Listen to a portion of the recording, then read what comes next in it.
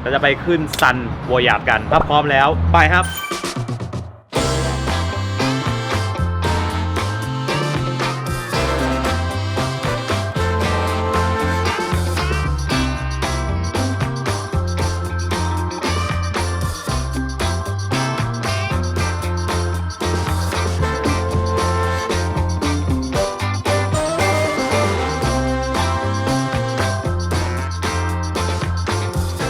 สวัสดีครับทุกท่านนะครับตอนนี้เรากำลังจะไปที่ระยองเพื่อที่จะไปทัวร์เกาะมันนอกจากเสม็ดเนี่ยจะมีพวกเกาะมันนอกเกาะมันในเกาะมันกลางก็ไปเกาะมันครับแต่ว่าพอดีเราเห็นรูปนะครับเขาเรียกเป็นเรือเปิดใหม่ต้องเรียกว่าเป็นเรือสไตล์แบบว่ามินิมอลชิคๆแบบมูจินะครับนั่นคือเรือซันโวยาดใช่ครับเราพาไปทั้งออฟฟิศเลยครับ10 คนนะครับแล้วตอนนี้อยู่ข้างหลังเนี่ยฮะมิสเอะเจ๊จุ๋มแล้วก็เอ็มเองจ้านะครับผมแล้วก็มีอีกคันหนึ่งน้องๆมานะฮะตอนนี้ก็ขับมาเส้นมอเตอร์เวย์นะครับจะแวะซื้อกาแฟกันที่ Starbucks ตรงจุดพักรถมอเตอร์เวย์บางประกงนั่นแหละครับเราไปแวะจุดนั้นก่อนนะครับเพราะว่าช่วงนี้ต้องบอกก่อนว่าอากาศ PM 2.5 ค่อนข้างเยอะเราเลยหนีออกจากกรุงเทพนิดนึงไปแถวทะเลอากาศน่าจะดีขึ้นโอเคงั้นเดี๋ยวเราแวะจุดพักรถกันแป๊บหนึ่ง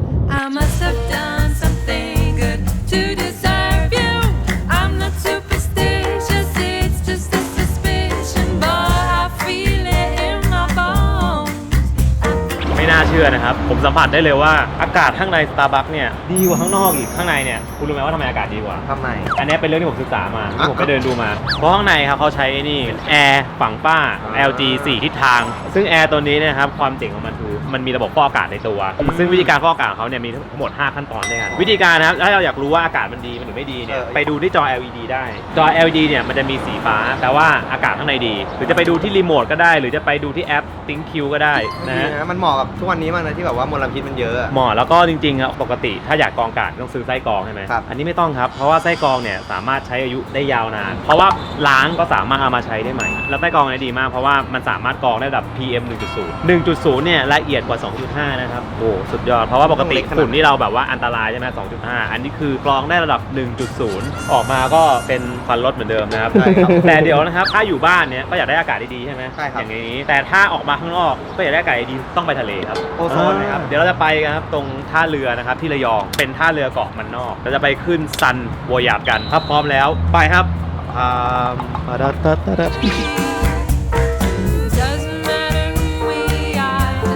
ตอนนี้ครับถึงแล้วครับนี่คือท่าเรือแหลมตาลนะครับเป็นท่าเรือไปเกาะมันนอกเวลาใครที่เขาจะไปพักบนเกาะมันนอกที่มันจะมีที่พักอยู่เป็นแบบ private islands เนี่ยก็มาพักตรงนี้ได้แต่วันนี้เราไป one day trip ครับของซันโวยาด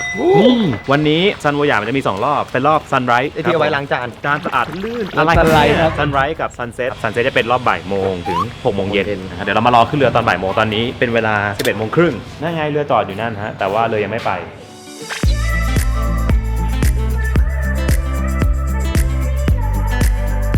เราจะขึ้นเรือนะฮะผมเห็นแล้วว่าเรือมันมีความชิคก้าไม่เหมือนใครก็คืออันนี้เรามาแบบเหมาลำราคาวันธรรมดานะครับรอบ sunset วันธรรมดาเนี่ย sunrise จะเป็น 24,000 ก็คือพระอาทิตย์ขึ้นเหมาขึ้นใช่แต่ถ้า sunset คือรอบบ่ายโมงถึง6 โมงเย็นจะราคา 30,000 บาทคือเหมา10 คนเหมานะนี่บอกเหมาอันนี้เหมาก่อนว่าเหมานะแต่ถ้ามาเป็นรายคนเนี่ยมันจะตกเท่าไหร่ไม่รู้ลืมเอางี้ครับเดี๋ยวขึ้นราคาเดี๋ยวนี้เลยครับซึ่งวันธรรมดากับวันที่เป็นวีคเอนเนี่ยราคาไม่เท่ากันโอ้ยเห็นแล้วเรือนี่รู้ลาหมาเห่าครับเฮ้ยโคตรเท่พี่คนนี้เป็นคนที่พาเราขึ้นไปพี่ชื่ออะไรครับวินครับชื่อวินนะครับทำหน้าที่เป็นพนักงานบริการบนเรือครับผู้ดูแลเรานั่นเองใช่คือเราไปครบ3 เกาะไปครบ3 เกาะเลยครับมันในมันนอกมันไกลกันมากครับมันในมันนอกมันกลางไม่ไกลครับแต่ละเกาะเนี่ยจะห่างกันประมาณ10 นาทีโอเคตอนนี้เราจะได้ไปครบนะครับแล้วก็จบภายใน6 โมงเย็นเป็นช่วงซันเซ็ตพอดีเป็นไฮไลท์ไปครับเรือมาแล้วครับ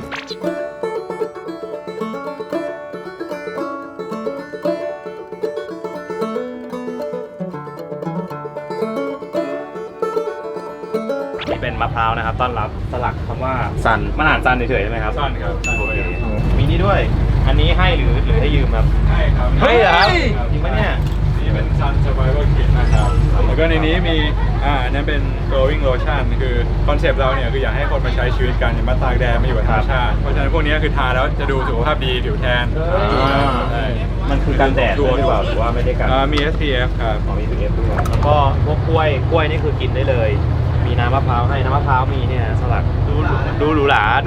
ดูไฮโซมากนะครับด้านหลังก็จะเป็นบีนแบ็กนะครับแล้วจะมีบันไดขึ้นดาดฟ้าแต่ว่ายังขึ้นตอนนี้ไม่ได้เขาจะให้ขึ้นตอนที่แบบเรือจอดห้องน้ำจะมีชายหญิงนะครับหญิงอยู่ฝั่งนู้นชายอยู่ฝั่งนี้ห้องน้ำสวยบอกเลยนะซ้อมอ่ะคือทำดีมากคือต้องบอกว่าอันนี้เขาเป็นเอาเรือเก่าอยู่หลายแบบเป็น10 ปีมาทำใหม่อ่ะให้ออกมาแบบเป็นอย่างเงี้ยที่เราเห็น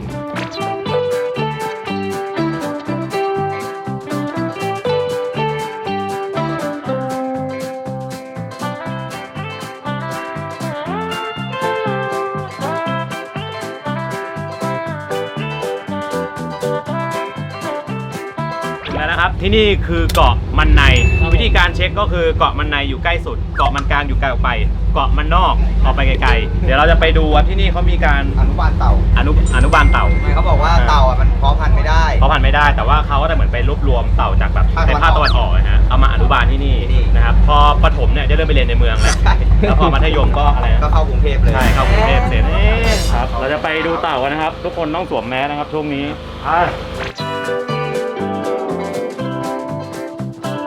จากนี้ไป400 เมตรนะครับนี่คือเกาะมันในก็คือข้างบนนี้มีแค่ศูนย์อนุรักษ์อย่างเดียวใช่น้ำใสอยู่ด้วยน้ำใสอยู่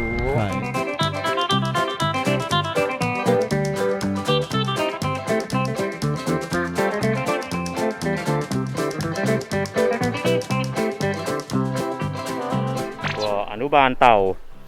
างอยโอ้ยนอน ตอนนี้1 ขวบกับอีก7 เดือน เอาละครับอันนี้1 ขวบเต่ากระครับผมกะแล้วต้องเป็นเต่ากระดองครับผมนอนต่างกันเพราะว่าเต่านี้จะว่ายน้ำเยอะกว่าทำไมฮะมันดูขยันเฮ้ยนี่ดีไอ้นี่ดีดกูดีดก่อนเลยโอ้เพื่อนไอ้ตรงนี้พี่ก็บอกว่ารอปล่อยกลับสู่ธรรมชาตินะครับแข็งแรงแล้วโอ้ยตัวนี้สวยไฮ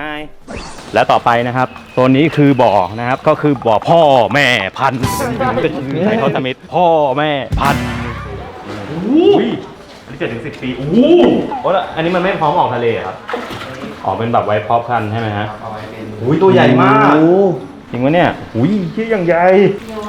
ถ้าพี่มิ้งขึ้นเป็นผี นี่ตัวใหญ่มาก20 ปีนี่ก็คือเพิ่งเที่ยวผับได้นะครับโคตรใหญ่ตัวเท่าคนอ่ะใหญ่จริงตัวเท่าคนอ่ะดูดิเฮ้ยนี่โบกมือพักพายนี่คือเต่าตะหนุนะฮะ20 ปีก็คือวัยเจริญพันธุ์อายุยืนของเขานะครับคือ80-100 ปีน้ำหนัก200 กิโลแบบใหญ่มากนี่เต่าย่านี่คือใกล้สูญพันธุ์นะครับสูญพันธุ์หน้าตาจะเหมือนกระพากเขาว่าครับผม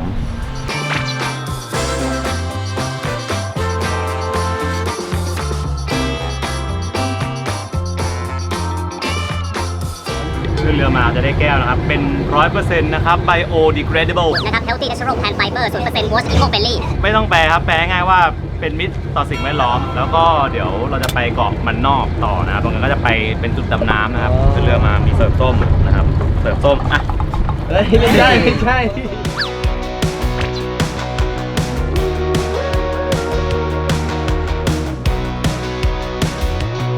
และขณะนี้ครับผมกับเจ๊จุก เราทั้ง2 คนได้เดินทางมาถึงที่เกาะมันนอกเกาะนี้ครับมีรีสอร์ทนะครับมันนอก Private Island นะครับใช่ไหมครับใช่ค่ะใช่ครับ วันนี้ผมกับเจ๊จุกนะครับอยากพาทุกคนมาเที่ยวเราจะปิกนิกกันนะครับที่นี่แล้วตอนนี้เราอ้อมมาหลบหลังเกาะคือปกติเนี่ยเขาจะให้เราดำน้ำนะครับที่เกาะมันนอกแต่เนื่องจากวันนี้กระแสน้ำค่อนข้างแรงใช่ไหมครับเจ๊จุ๋ม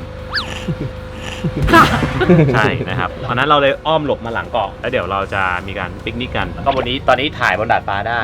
พาขึ้นไปดูดาดฟ้านะครับเฮ้ยมีคำว่าซันวาดอยู่บนนี้ด้วยครับแต่ว่าถ้าถ่ายจากมุมท็อปคุณก็จะเห็นความสวยงามแล้วก็นี่เขาไปเอาคายักใสอ่ะบ่อหูบนดาดฟ้าดีมากมาถ่ายรูปก็เดี๋ยวขึ้นมาถ่ายรูปบนนี้ได้ครับก็เดี๋ยวมีพายคายักใสด้วยแล้วก็กินปิกนิกของว่างกันที่นี่ชิวๆ very good Stop that Stop that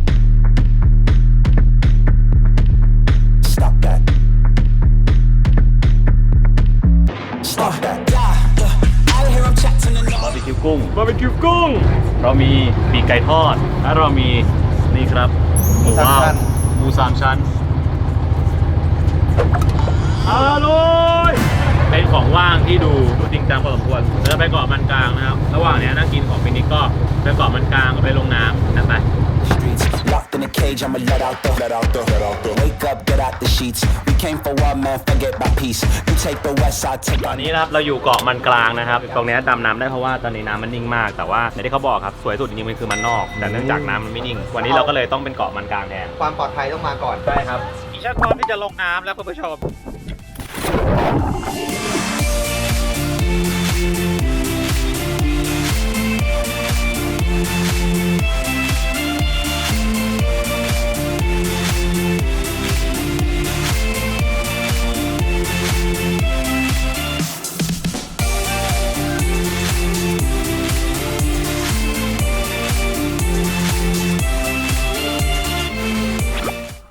ครับ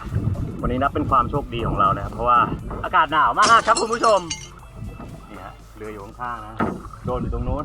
ผมบอกทุกคนว่าหินที่เกาะมันกลางสวยมากดูข้างหลังดูดิลวดลายมันคือแบบหนูปูเต็มเลยเฮ้ยปูหนีสิแบบใกล้ชิดว่าปูอยู่ตรงไหนอุ้ยยังใหญ่ตัวยังใหญ่ปูเขียวอุ้ยชนหินมันมีหินตรงนั้นน้ำมันลงนะบายปูเข้าไปไม่ได้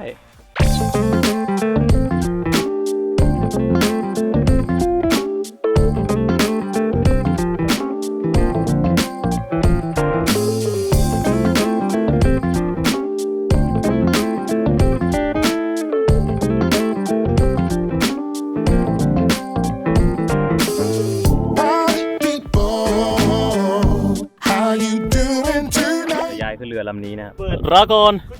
ไอผมต้องนั่งไหน หนูจะนั่งนี่ เฮ้ยไอหนูจริงวะเนี่ยของจริงเหรอพร้อมแล้วแถวล้อมไปครับพร้อมแล้วครับ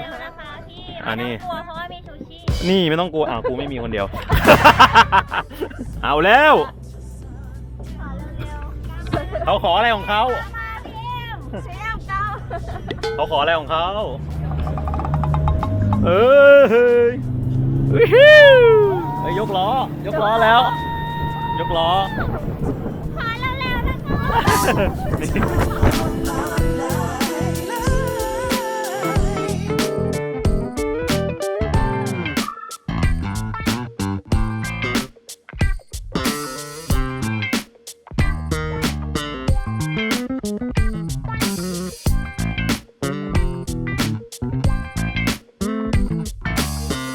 ขึ้นมาจากน้ำนะครับแล้วก็ที่นี่เขาก็จะมีคาเทตัวนะครับรอสแตนบายดูแลดีฮะอย่างดีครับแต่วันนี้น้ำจะไม่ค่อยไต่เท่าไหร่แต่ว่าบรรยากาศดีมากเดี๋ยวเราจะไปจุดต่อไปเราจะไปดูพระอาทิตย์ตกใช่ไหมฮะหลังเกาะมันในเราจะไปชมพระอาทิตย์ตกดินกันคุณผู้ชมส่วนตอนนี้หนาว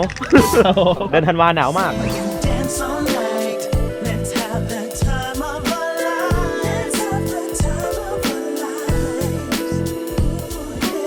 อนนี้พระอาทิตย์กำลังตกแล้วนะครับทุกคนไอ้หนูลูกพระอาทิตย์กำลังจะตกดินดวงตะวันจะลาลับไปสิ่งที่เราต้องทำวันนี้นะครับคือนั่งดูนั่งชมชื่นชมความงามของพระอาทิตย์อัสดงในยามที่จะเข้าสู่ยามวิกาลอันตรธานไปครับทุกคนไปดาดฟ้ากันครับดาดฟ้าต้องกลายเป็นเขาที่พาไปนั่นขอบฟ้าอาชีมันต้องอย่างนี้ลูกก็เอาพ่อเบาะขึ้นมาให้ทุกคนมานั่งแล้วทุกคนพี่วินมานั่งนี่ก่อนครับจะถามเรื่องเรือนิดนึงเรือลำนี้เนี่ยเป็นมายังไงครับถึงได้มาเกิดขึ้นเรือลำนี้ก็ตอนแรกก็เป็นเรือประมงธรรมดาเราเองเราอยู่เรือประมงมาตั้งแต่เด็กแล้วเราก็เห็นวิ่งไปวิ่งมาเกาะมันนอกเนี่ยเห็นว่าแบบจริงๆช่างเรือประมงเนี่ยเก่งมากเพราะว่าไม้แต่ละส่วนที่เราเห็นส่วนใหญ่จะเป็นใช้มือล้วนๆเลยเป็นงานแฮนด์เมดพอถึงเวลาวันหนึ่งแล้วอยากจะออกแบบเรือเองลำหนึ่งให้แบบเป็นฝีมือคนไทยให้เขาได้รู้ว่าจริงๆแล้วเขาทำอะไรได้มากกว่านี้ใส่การออกแบบลงไปแล้วก็ทำออกมาเป็นซันโอยะแล้วมันดีมากเพราะว่าจริงๆปกติเราจะเห็นแต่เรือประมงอ่ะมันจะเป็นแบบทาสีครับเราก็จะรู้สึกว่าโอเคนี่คือเรือประมงอย่างเงี้ยแต่จริงๆพอมันแค่เอามาทำออกแบบดีๆปุ๊บมันก็หลายขั้นตอนนะเพราะว่าสมมติว่าเราคุยกับช่างสีอย่างเงี้ยเราบอกเขาว่าอยากได้สีไม้ธรรมชาติเขาจะทาสีน้ำตาลให้เราเราโอเคเราไม่ได้คิดอย่างนั้นก็ลอกใหม่แล้วก็ต้องมาสอนวิธีทำกันก็เลยเปิดกำเนิดขึ้นมาอันนี้เปิดมานานนะครับเดือนเดียวครับอันนี้เดือนเดียวนะครับตอนนี้นี่เราถ่ายเดือนธันวานะครับเดือนธันวาครับก็เดี๋ยวมาดูอาทิตย์ตกดินกันนะครับขอบคุณพี่วินนะครับนี่ครับก็มาเจอพี่วินทุกรอบป่ะเนี่ยไม่ครับไม่แล้วแต่รอบบางรอบใช่ไหมครับทุกคนมานั่งครับขอบคุณครับจะตกแล้วทุกคนมานั่งเร็วครับทุกคนมานั่งก่อนเพราะเดี๋ยวพี่จะเซตทำแลบ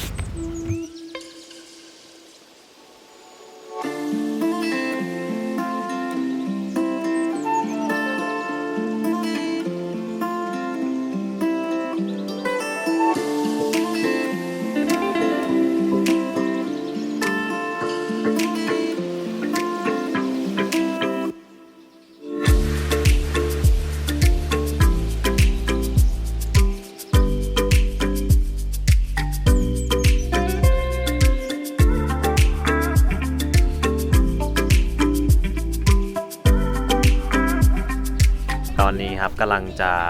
กลับเข้าฝั่งนะครับ ด้วยบรรยากาศอย่างนี้ฮะพระอาทิตย์ตกไปแล้วนะครับนะนู่นครับ ฟ้าฝั่งนู้นครับ ต้องดู โอ้ยสวยมากโว้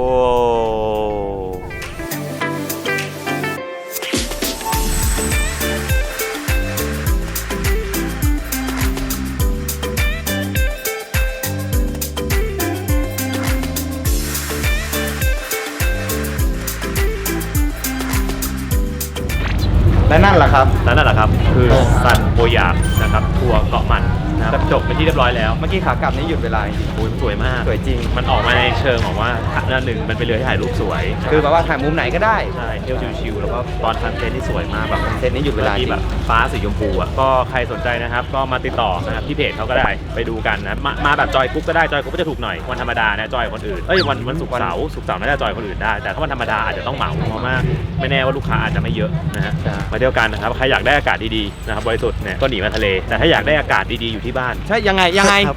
โอ้ใช้นี่ครับแอร์ฝังผนัง LG 4 ทิศทางนะครับสามารถฟอกอากาศได้ในตัวด้วย 5 ขั้นตอน ปกติมันต้องแบบต้องเปลี่ยนแผ่นกรองแล้วยี่ห้อนี้คือ ไม่ต้องเปลี่ยน เพราะว่ามันสามารถล้างได้เลย ใช้งานได้อย่างประหยัดครับผม ดีจริงๆ วั แล้ว นนี้ เรื่อง PM 2.5 นี่แหละครับ อะไรครับโอ้ได้ 1.0 เฮ้ย โอ้โห ชนะไปหมด จะมืดแล้วครับต้องไปแล้วครับเพราะฉะนั้นเจอกันใหม่ครับวันนี้อย่าลืมกดไลค์กดแชร์กด Subscribe ด้วยเจ้าเหมียวครับมาครับไปเหมียว